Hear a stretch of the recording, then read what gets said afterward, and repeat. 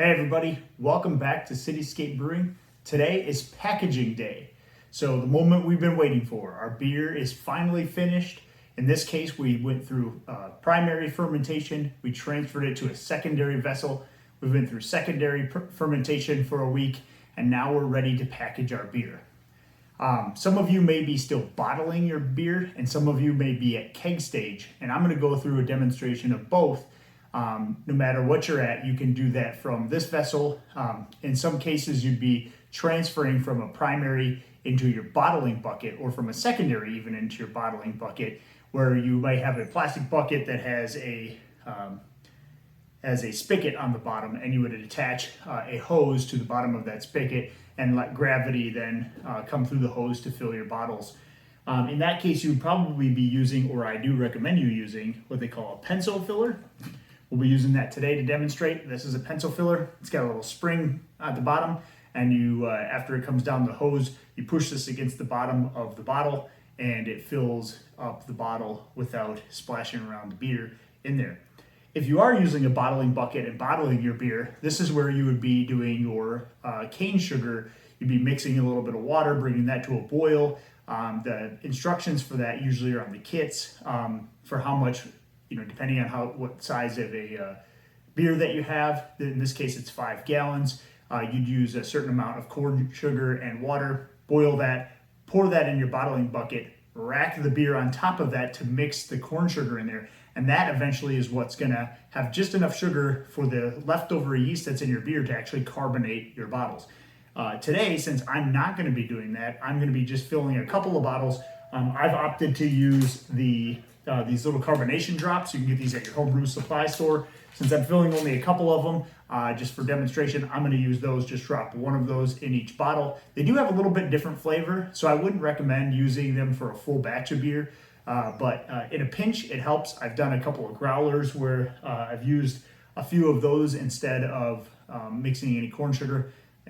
When I had a full keg, for instance, and I had a little bit left over, that works in a pinch. So I always keep a little bit on hand. But that's what I'm going to be using today. So we're going to get started. We're going to go ahead and rack this from our secondary vessel. I'm going to fill up a couple of bottles first, and then I'm going to put the rest in our sanitized keg that I have here next to me. Also, as part of our finishing touches, we're going to be doing a hydrometer reading, filling up our cylinder here. I'll probably do that with the the pencil filler too. Just makes that easy, kind of like filling a bottle. And then take a reading as we're letting it fill up in our keg.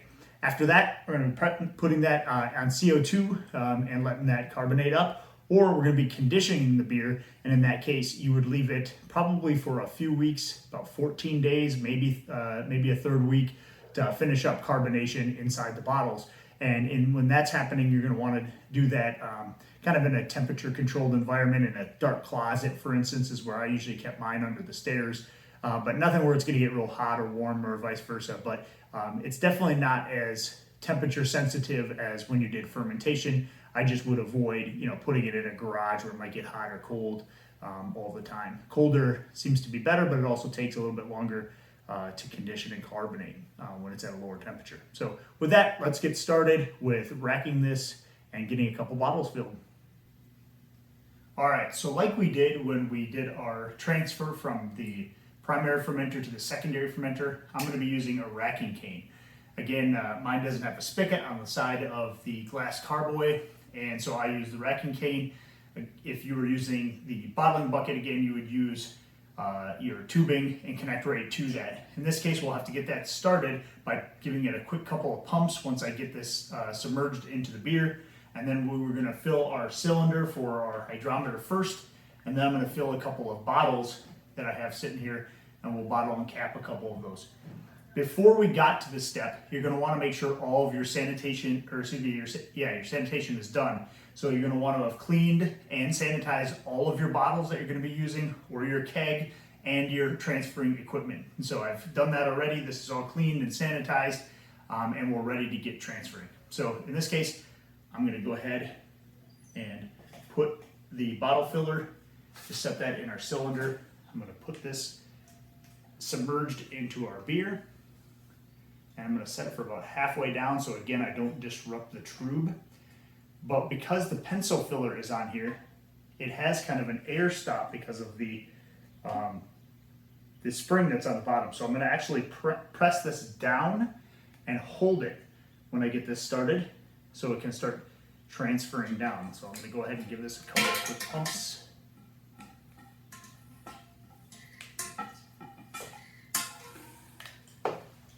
And I'm going to let the gravity do the rest of the work. So I'm going to let that fill up.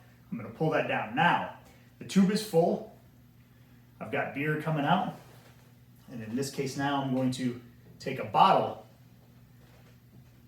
and I'm going to press it down at the bottom of the bottle.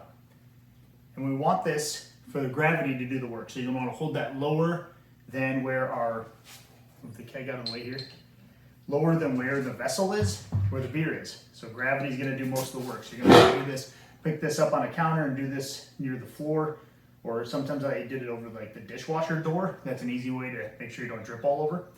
But you're going to want to fill this so it goes all the way up to the neck. And then when you pull it out, you will have an amount of headspace. It's hard to tell on here, but the line for the beer is right about there. And that's about where you want it, where my finger is at the top, because that will give enough headspace for the carbonation to happen. So again, go all the way up to the rim of the beer if you're using a pencil filler. So we'll use this example. We're going to go all the way up. You're going to kind of see it. I don't want to lift it too high, so we'll keep flowing out there. But we're going to let this fill up. The lower you go, the faster it goes because gravity's pulling it down. We're going to let that do its thing. And again, we're going to go all the way up. So that actually spilled out just a little bit over the rim. So that's perfect. What we're going to do then is pull that out. And you'll see that the volume where the pencil filler was leaves just enough headspace on the top for us to have carbonated beer. So we're going to go ahead and set those off to the side. In my case now, I'm not going to be filling any more bottles. So that's the demonstration for bottling. I'm going to be putting the rest of this in the keg. So very carefully, I'm going to pry this off here and let it do its thing going into the keg without splashing too much. I'm going to gently lower that down, get it all the way down to the bottom of the keg, because we're going to be kegging with CO2 in my case. So like we did for our secondary fermentation, we're going to go ahead and let this get down all the way down. In this case, because we've already done a primary, we have a lot less of a tube or a area where we have sediment at the bottom. And so we can get most of this beer out of there. Again, we want to leave a little bit so we're not sucking all of that stuff up here. It makes the beer extra clear as it comes out. But as you can tell, even from the primary to the secondary, this is a really clear beer so far. And we haven't even cold crashed it, which will do that in the keg. Cold crashing will allow even more of the sediment to come out. And in kegging, you'll actually pitch your first beer out of there because some of that extra sediment will fall down, but your first beer will suck that sediment out. You chuck that one, and then your next beers from then on out all the way down through the rest of the keg should be clean and clear. So we're gonna let this drain down and siphon and rack into our keg. Once it gets down to the end, I'll turn this back on. In the meantime, here's our hydrometer reading. All right, so we have our sample from our hydrometer, or for our hydrometer in our cylinder, and we're gonna go ahead and insert our hydrometer and give that a spin. And we did do this when we put it into the secondary, and so it should be a similar readout, but just to get an idea of, sometimes it can drop between the primary and the secondary fermentation, and just to make sure that it's the same, we're gonna go ahead and get a reading with this. I don't think my table here is super straight, so I'm gonna move it over and give it another little spin because I think it's touching the side.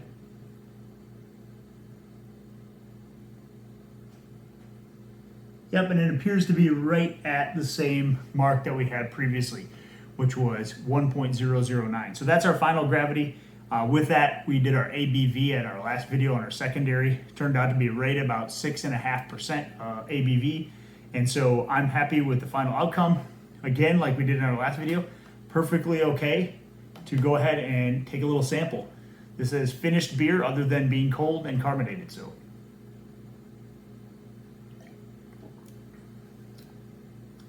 again, going to be a solid beer. I think that once we get this carved up another 24 hours and cooled down, we'll sample it and I'll give you a little review and a side-by-side of the Oberon American Wheat Ale, the original versus the one we did with harvesting their yeast.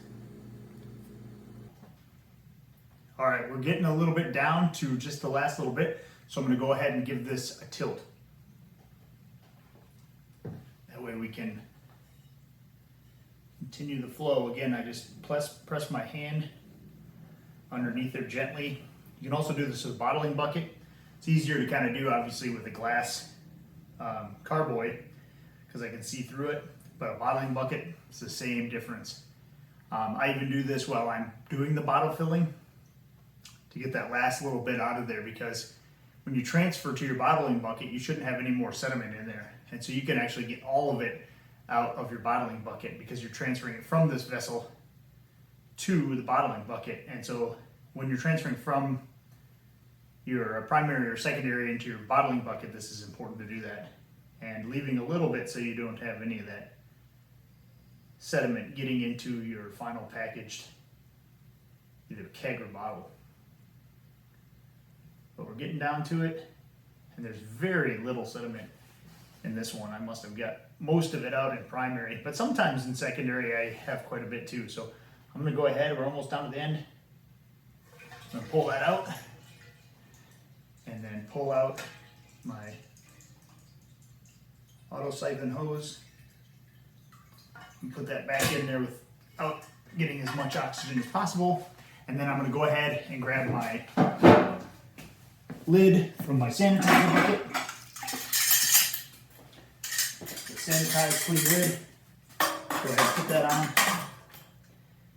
and seal it. And then what I'm going to do is get this on gas right away. And once I put this in the refrigerator and put it on gas, I'm going to show you what I do and how to bleed the oxygen out of the keg using our little air release valve here. That helps leave only CO2 in here while this is carbonating up and eliminates all of the oxygen, so you don't have to worry about oxidation after we purge the keg of oxygen. All right, so a little sneak peek into my kegerator setup. I can fit about 6 kegs in here. I have 3 that are full. This one's going in today. This is the one we just transferred. I'm gonna go ahead and grab the line for that. Quick tip is to color code your lines. So I actually use little zip ties. It tells me which color is going to which tube. And sometimes that's easy, like this one is a cherry, this one is a cherry sour. But that one I can tell obviously which keg it's going to. But if the beers are fairly the same color, sometimes it can be a little difficult, and especially with gas lines. So this is a gas line, has CO2. I'm gonna go ahead and hook this up, but I know that it's going to the right one that I'm gonna be putting it on because I have these little zip ties. So I'm gonna go ahead and put that on the inside of the keg. There's an in and an out. I'm gonna go ahead and put that on the in. Sometimes it's easy to tell if you don't have the markings that say in and out. It's easy to tell because the bolt that where the pin goes in here will sometimes be a different style. In this case, it's not. So, but in other cases, it is. So I'm gonna go ahead. I'm gonna lock that on. I'm gonna turn on my gas in the manifold in here, and then I'm gonna go ahead and just bleed a little bit of this oxygen out. I'm gonna let it fill up. You can hear it kind of filling up with CO2. I'm gonna keep doing that. Couple of times until we are sure that all of the oxygen is out of here. CO2 is more dense than oxygen, so CO2 will go down and fall on top of the beer and the oxygen will rise to the top. So every time we're bleeding this, we're letting a little bit of this oxygen out and we're replacing it with CO2.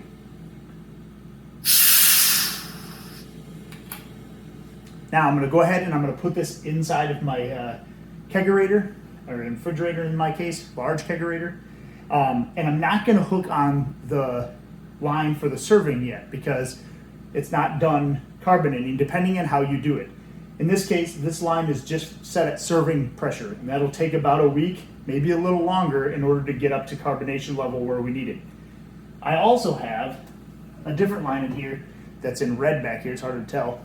This one is for carboning up at 30 pounds of pressure versus, right around 12 pounds of pressure of CO2. And that only takes about 24 to 36 hours in order to get up to full carbonation level.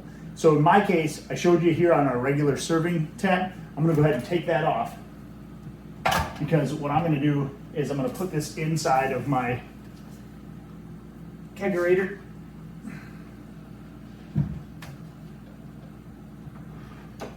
Slide that in place. Get all the hoses out of the way. And then I'm going to take this red line, I'm going to hook it up. This one goes to a different manifold that I have up here, and this one's set at 30 pounds pressure. So you can hear that filling up. And you can tell the difference when I pull that it has a lot more pressure in it. I'm going to bleed that a little bit, and that should be good to go. I'm going to leave that at the 30 pounds of pressure for about 24 to 36 hours, and then I'm going to hook up my regular serving pressure. All right, so we've got our keg all set up, ready to go. Now it's time to bottle cap our bottles. If you were bottle capping, you'd go ahead and just fill them all. That's what I usually do. I don't stop and cap any. I go ahead and fill them all. Typically you'd have about, I'd say somewhere between 48 and 60 bottles, depending on how much volume you had in your fermenter for a 5-gallon batch, and how much trub was left, how much dry hopping you had to do. But I would do more than 2 cases of bottles, and I've said that in a different video for the equipment. If you're going to do bottles, try and do more than 2 cases for a batch. So I would try to really get around 60 bottles so you have plenty. But I was when I was bottling, I frequently went over 48 bottles for a batch. So with that, you will have sanitized your caps. I have a couple that I've sanitized already. I'm also going to spray them again with a little bit of sanitizer, just to make sure. And then you pull those out and you set them on the top. And then you have a capper that I have right here that's going to actually take this edge that's all bound up, at the edges, and it's going to crimp it down over the top of the ridges that we have here. And this is a card table, so I'm going to actually do this. All right, so I'm on a more stable surface here. I also wanted to point out I am going to add our tablets here. This is the carbonation drops. Normally I suggest using, like I said before, the cane sugar, but I'm gonna go ahead and do this just because I have two bottles I'm gonna do. Plop that in there, and then you take your bottle capper, make sure it's completely open, and you're basically gonna send the cap on this, and then this is gonna crimp it as it comes down. So you go ahead and just put that on the top, and then crimp that one down. And do one more here.